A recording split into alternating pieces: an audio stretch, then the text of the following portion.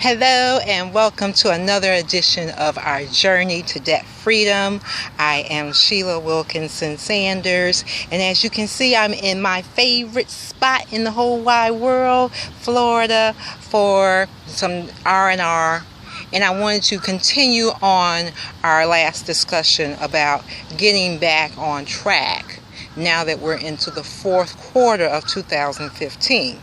Can you believe we are into October of 2015?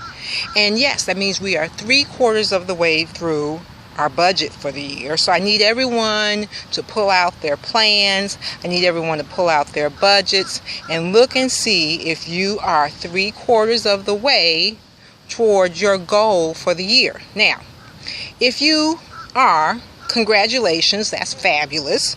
If you are not, it's okay. Remember, I say all the time, you can't look back to yesterday. You can only improve on that and look forward to tomorrow. So we're going to work together to adjust our budgets for those who are not on budget for the year so that you can end the year on a high note. And for those that are on budget, we want you to continue to stay focused so that you do meet your goals for 2015. Now, the thing about the fourth quarter is that this is the most difficult quarter of the year for trying to stay on budget. It's actually the most difficult quarter of the year if you're trying to do any plan, because you have the three biggest holidays of the year in the fourth quarter: Thanksgiving, Christmas, and New Year's. And those are the holidays where you spend the most money, generally speaking. So I want to give you some suggestions of some things that you can do to help improve your budget, help improve your finances for this fourth quarter. Thanksgiving. If you have Thanksgiving dinner like me, and I always have Thanksgiving dinner, it can be very, very costly preparing for that dinner. So how about this year, instead of you cooking all the food, you ask everyone to bring a dish and a bottle. If you do that, your budget will go down significantly, because now you don't have all that expense of buying all that food. Just having it at your house and cleaning your house and setting the tables and all can be a burden in and of itself. And so most people, if they've been coming to your house for years, they won't mind making a dish. You just put out there, hey, who wants to make something? And folks will all of a sudden start coming for it. They may even bring a meat, which of course is always the most expensive. You could also have a cooking party the night before, on Wednesday night. So everybody bring your ingredients and we'll cook together and make it into something fun. So having everyone bring a dish or a bottle or both will help significantly with that budget. Christmas. Oh boy. So Christmas is one of my favorite holidays, has always been one of my favorite holidays. And I used to always get my kids like 13, 14 gifts each Christmas. And it took hours watching them open the gifts, which was a joy. It was an absolute joy watching them do that. But it was also very costly.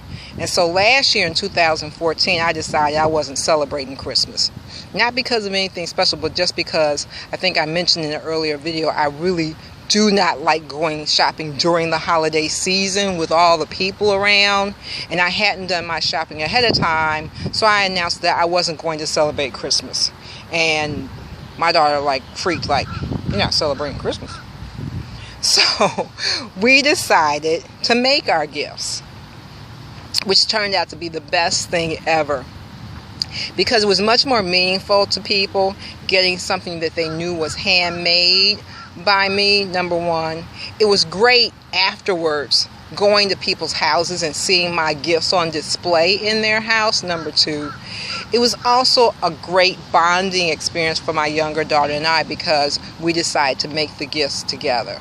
And so I'm thinking that for 2015, we're going to do the same thing again. We're going to make our gifts, which was much more cost effective for us, which was much more meaningful to those we were giving the gifts to. And like I said, was really life-changing for my daughter and I. So, you might want to think about making your gifts. If you say, Sheila, I have no talents. Okay, Google is your friend. Start Googling some things, Google some gifts, and you will be amazed what you will find are things that you can make very simply. There's other gifts that friends of I have made over the years where we did it together and had just a ton of fun. We had gift making parties where we made like house shoes and that type of thing. So think about doing that. Think about, instead of buying something for everyone in your family, having a grab bag, suggesting a grab bag. I think that the family will appreciate that also. And again, you're not only helping yourself get on budget. Remember, we got to bring all our others along with us. And so you will be helping the family get on budget also. New Year's Eve. What can I say about New Year's Eve other than, don't drink and drive? The parties can get to be very expensive because they have what is my favorite beverage, champagne. But maybe instead of going out to a party, you have it at your house, you have it at a friend's house, and you just have friends come in. We always bring in the New Year in church, and then we go to a friend's house for a party. So maybe you think about doing something like that to reduce your budget and make it easier for yourself, and make your end of the year a financial high instead of a financial low. I hope these suggestions have helped. We are going to continue on in becoming more financially fit and debt-free in the coming weeks. Remember to stay faithful. Remember to stay focused. Remember to stay committed. I am Sheila Wilkinson-Sanders, and I hope you have a wonderfully supreme day.